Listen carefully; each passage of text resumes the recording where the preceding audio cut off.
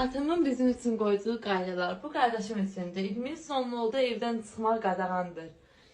Bura ayaq yoludur.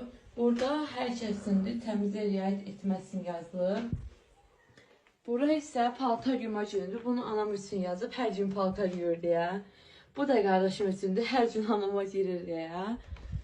Bu otaqda 22:00-dan 07:00-ya giriş qadağandır. Bu atamın istirahət etməsi üçün yazıb. Bu da qardaşım üçündür. Otağa ayaqqabı ilə girməsindir. Ona görə yazıb bura qoyub. Bura isə mənim üçündür. Çox televizordan istifadə etməklə televizor vaxtı səhər 15:00-dan 17:00-ya kimi, axşam isə 20:00-dan 20:00-ya kimi. Bura nənəmin otağıdır. Bu kənar şəxslərin girişi qadağandır. Ona görə yazıb qoyub bunu.